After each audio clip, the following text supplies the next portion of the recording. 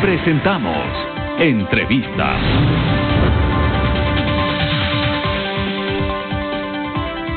Gracias, María Antonieta. 7 de la mañana con 3 minutos. Saludamos a Carlos Aguinaldo, expresidente del ex Tribunal Supremo Electoral. ¿Cómo le va? Buenos días. Javier, muy buenos días. ¿Cómo está usted? Un saludo especial a usted y a todos los quienes nos están viendo por este canal. Muchas gracias. ¿Quién dirime realmente o qué momento se puede dirimir la situación de esta pugna que existe en la función electoral? Bueno, Javier, aquí en mi criterio personal, la causa 80-2020, esa sentencia que fue dictada el 30 de octubre por el Tribunal Contencioso Electoral, en el artículo 2, diríamos, se puede cumplir, que es, ¿cuál fue el objeto del recurso? El objeto del recurso fue volverle a la vida jurídica a un movimiento de justicia, justicia social vista sobre, nada más. No era otro objeto, aquí no había candidaturas, no había nada. El numeral 3, que es las medidas de reparación integral, me parece que las medidas no se pueden ejecutar por imposibilidad legal e imposibilidad material, pero también porque el contencioso electoral se excedió, porque por vía sentencia no se pueden modificar plazos constitucionales y legales. Yo no le puedo decir a la autoridad administrativa electoral, usted ponga los plazos que usted quiera, cuando en la ley están establecidos los plazos. Entonces ahí está mala sentencia. Yo le pregunto al país, ¿puede vía sentencia decirse que el 24 de mayo no se posesionen los candidatos? ¿Puede modificar fechas de inscripción de candidaturas? No puede. Eso es. Me parece que en ese sentido la sentencia está errada. Además, lo que se llama extrapetita, resolvió más allá de lo que le pidieron. Consecuentemente, la inscripción de la candidatura de Álvaro Noboa no procede.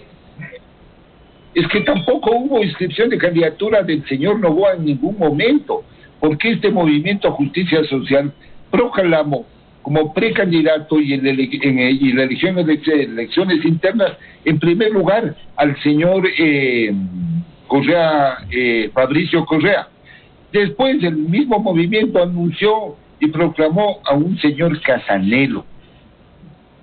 Ahí ya se acabó su posibilidad, porque la ley establece una sola posibilidad. Ya la tercera no existía. A mí me parece que le engañaron al señor Noboa. Le engañaron al tratar de meter por la ventana y diciendo que aquí va a haber cómo hacerle, si hay cómo ser candidato. No es cierto. Ya ese movimiento ahí acabó. ¿No es lo que el Tribunal Contencioso Electoral resolvió que debe acatar entonces el organismo, el máximo organismo electoral? Bueno, pero ¿acatar qué? Acatar la resolución de reconocerle la vida jurídica a justicia social, pero los efectos de esa sentencia es que la participación política electoral de ese movimiento es para futuras elecciones. No va a ser con efectos retroactivos. A mí me parece unos riesgos de carácter judicial y de carácter legal terribles que ponen en riesgo al proceso electoral. Están poniendo en riesgo la seguridad democrática. Entonces, aquí más bien hay un trasfondo de carácter político porque querían la participación de Noboa para afectar realmente el ya afectado proceso electoral. Porque aquí, en estas elecciones, estamos impuestos candidatos con el dedómetro. O sea, el dedómetro porque no ha habido selección interna de candidatos. Sin duda. No ha habido, los ciudadanos no hemos escogido ningún candidato. Nos han dado escogiendo unos señores ahí en audiencias telemáticas de 20, 30 gentes, ellos nos han estado escogiendo. Consecuentemente, en lo que ha pedido en las últimas horas el Consejo Nacional Electoral, o que la Corte Constitucional es la que dirima esta situación entre el Tribunal Contencioso Electoral y el Consejo Nacional Electoral, ¿es lo idóneo? Dadas las circunstancias, le pregunto. Es una de las alternativas, pero si yo hubiera estado ahí, le hubiera dicho de frente a la sentencia del Tribunal Contencioso Electoral que su sentencia, señor juez, no se puede ejecutar por imposibilidad material y legal. Usted no me puede ordenar a mí que yo cambie unos plazos que están en la ley, porque estoy cometiendo un delito, que estoy yendo contra la norma expresa.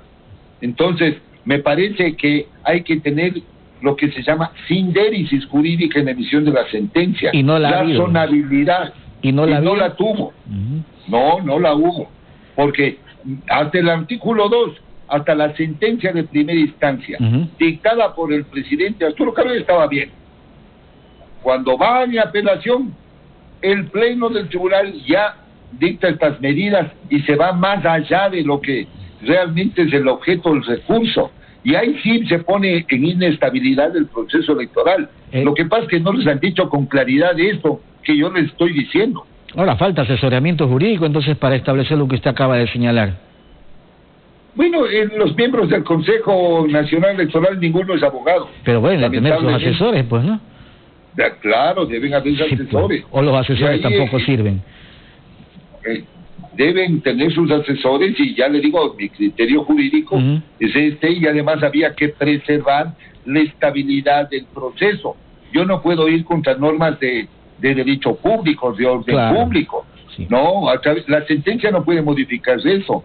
Entonces, eso tenían que haber pensado al emitir la sentencia los miembros del Pleno del Contencioso Electoral. Ante la situación, ayer en declaraciones hechas por el vicepresidente del Consejo Nacional Electoral, hablaba de la posibilidad, no digo que era una cuestión muy cierta, pero de que la primera vuelta no sea el 7 de febrero, sino una semana o 2 semanas después. Pregunta, ¿el Código de la Democracia permite eso?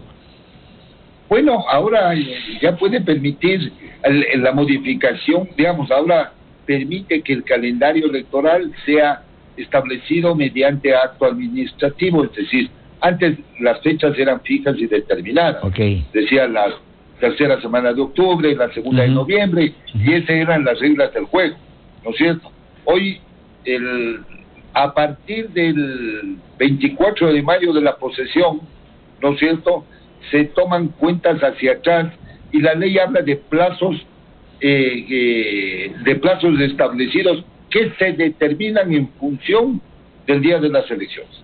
Es decir, dicen 90 días antes de las elecciones, 60 días antes de las elecciones, y obviamente esta facultad discrecional que ya le dieron a los organismos electorales de establecer un calendario electoral por causas de fuerza mayor o caso fortuito, bien podría establecerse un cambio en el calendario electoral. Y además a mí siempre me pareció que era muy ajustado el calendario, muy apurado, el plazo entre primera y segunda vuelta era muy amplio, 62 días, cuando la ley dice 45 días, entonces era demasiado amplio. Yo solo le quiero recordar al país que cuando yo organicé la elección del 2020, entre primera y segunda vuelta tuve 34 días, del 20 de octubre al 24 de noviembre. Carlos, quiero agradecerle por haber estado con nosotros esta mañana. Buen día y gracias por los criterios en torno a esta situación que genera una pugna entre el Consejo Nacional Electoral y el Tribunal Contencioso Electoral. Que tenga buen día. Gracias, Javier, muy gentil. A usted, el expresidente del ex Tribunal Supremo Electoral, Carlos Aguinaga. Son las 7 de la mañana.